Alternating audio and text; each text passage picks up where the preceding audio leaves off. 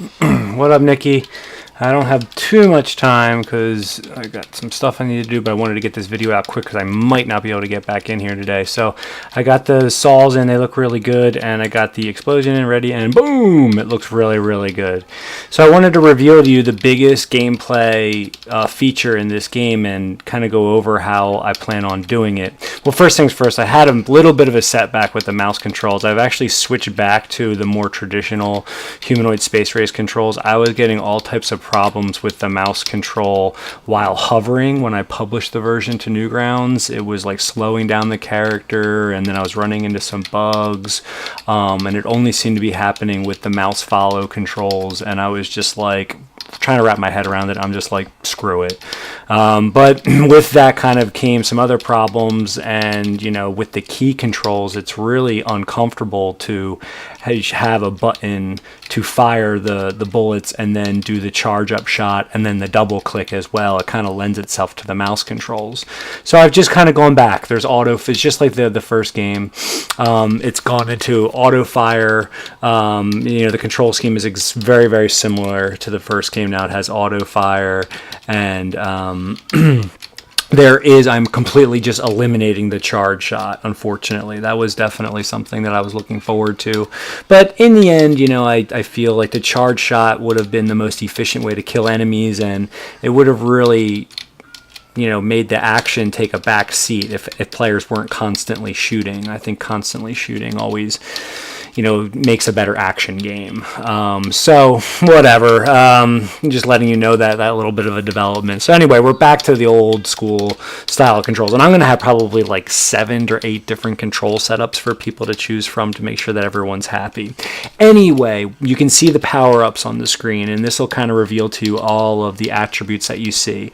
On the side, you see grenade, crit chance, attack speed, regular gun, shotgun, noob tube, rocket, fire, laser, ice, crit stomp, crit grenade, all this stuff.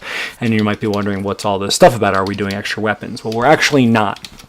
And this is actually kind of what I was telling you about, how I'm going to do a clever way of doing like enemies, how I can make 30 enemies out of only 5. It's essentially the same thing what I'm doing here. Basically, the reason why it was very important for the humanoid to only have one animation was basically what these power-ups are going to do is switch the animation of the humanoid to his powered-up form. So right now, I've actually already developed 3 of them with placeholders, and let's just get it right off of the bat. The first one I want to do is the shotgun. So you see I just collected the shotgun power-up, and now you can see his power-up is depleting, and when the bar goes, well, I just kind of collected the grenade launcher one. I'm sorry, I've got 3 going here. I wanted just to focus on the shotgun one because that's what I want to focus on first. So here I'm going to hit the shotgun one again, and boom. So basically, these power-ups are going to be coming at the player, and obviously there wouldn't be a million of them spawning. Like, this is just for testing purposes. And you're going to turn into a completely different humanoid that's going to he's going to have a whole other look. And I was actually thinking about making it just like kind of Broforce, or maybe even think about like Marvel vs. Capcom or some of the Street Fighter games when you do like a really good like super combo.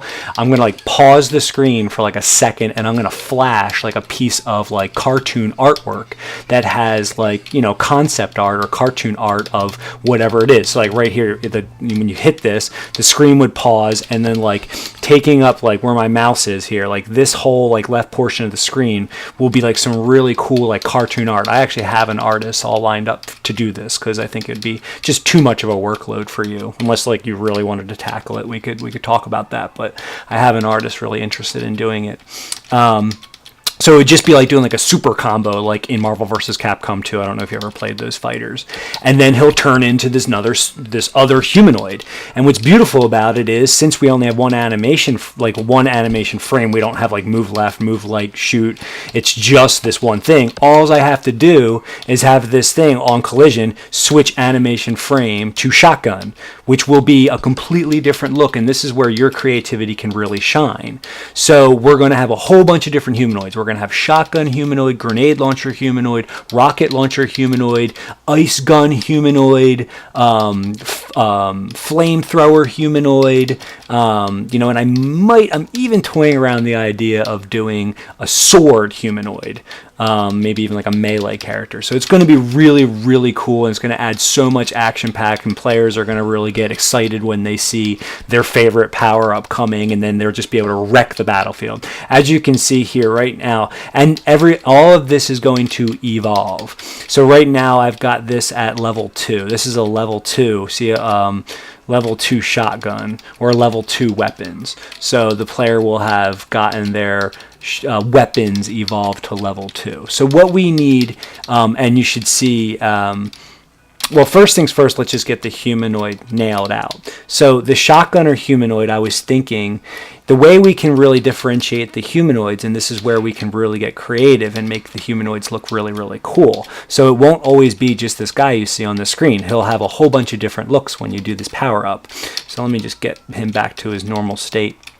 So I was thinking for the shotgun, the biggest things that we can do to differentiate this guy is 1, color scheme, 2, obviously the gun has to be different, and 3, his like visor and like helmet shape, or even his rocket shape, can be completely different. Now I want to work within the same exact transparencies, and you had also told me that you were going to get me a 40 by 40 sprite. Don't even worry about that. I really think that this guy grows just fine in stencil 20%. His, all the details are there, and right now I have all these bullets all lined up the way I want them. So if you were to give me a 40 by 40 sprite of the humanoid, I'd have to like go back and tweak these bullets and stuff like that, and it's just extra work that I don't really think we need because he looks fine.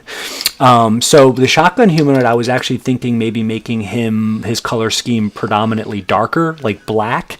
I was going to do red, but I think red should definitely be saved for like the flamethrower humanoid.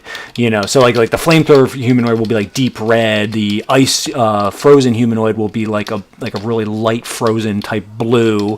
The electric gun humanoid, that's another one that's going to be really awesome. He'll be like purple. So I was thinking shotgun, maybe we do like black, prominently like black with like dark orange highlights or something, and I'm up for your interpretations. And I actually have a couple of pictures that I'm going to send you. I even maybe do like a little mock concept drawing, kind of like I did for the original humanoid, of what I'm thinking as far as the differences go. But the main one is going to be the color, and then the gun, and then maybe we make like his visor a little bit bigger, because if you think about it, if you're a shotgunner, you might want like a little bit more visibility. We can even go crazy too as time goes, like the rocket launcher humanoid, which is like right here actually. Like see how I got these big rockets kind of floating. They're just going to be awesome.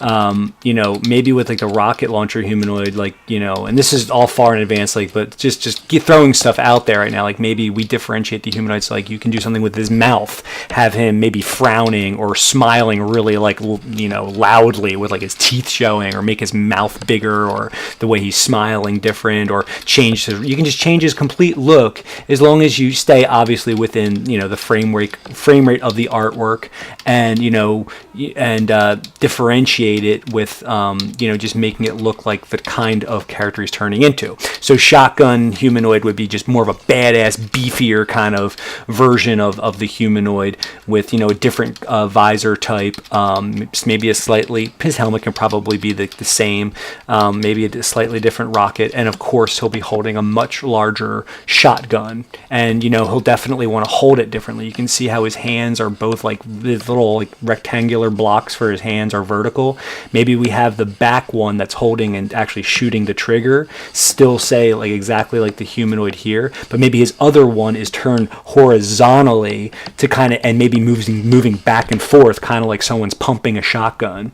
And I'm going to give you a couple little pictures of some shotguns that I think would be good reference points for the artwork. So yeah, let me know what you think. And then after that, we will let's do the humanoid first, and then we'll do the shotgun blast. Now the shotgun blast, I was originally going to do bullets and then just have them kind of spread like the shotgun, but I'm thinking now, whoops, I just accidentally collected that one. I actually have a different sprite that changes its own animation frame. So this is shotgun level 2, and the shotgun blast, should stay within the same transparency. It's 250 pixels wide and 175 pixels high. Now, obviously, the very first level of shotgun won't be anywhere near that large, but it's important for the transparencies. Just give me a minute, honey. My friend Nikki. Say hi to Nikki. She called you Mickey. It's important that it stays within the same transparency because, then I won't have to redo where I won't have to like retweak the X and Y axis. So if, you almost have to kind of do the biggest shotgun blast first, which would fill up pretty much the whole entire 250 by 175 pixels, 250 wide, 175 high, and it just wrecks the battlefield. But it would take really long time to get there. Like I'm saying, what you're seeing on the screen now is level 2.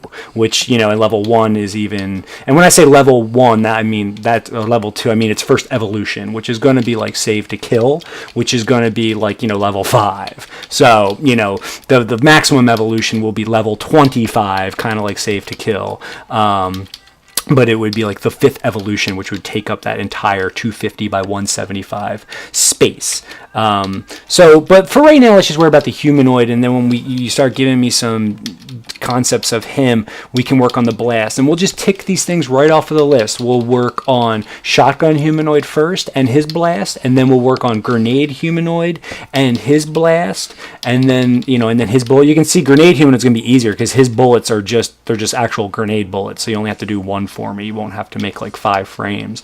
So some of them are going to be a little bit less intricate, a little bit easier than others. But first we'll do shotgun humanoid, then grenade humanoid, then rocket humanoid, then flamethrower humanoid. We'll just tick them off the list. I know it's a lot, but it's really going to make this guy awesome. Eventually, at some point, we'll get to all of the enemies and stuff, but I really want to just nail out the humanoid in his entirety. And so the game will just be like this awesome game where you're defeating enemies, blowing stuff up, and then these power-ups will come and they'll completely change the dynamic of the way you play, such as like frozen enemies. When they become frozen with the frost gun, you'll be able to instantly shatter them with your stomp attack. So I'm hoping that person that has this rocket launcher will want to like kind of hang back more. Someone with the shotgun will want to get kind of more up in their face.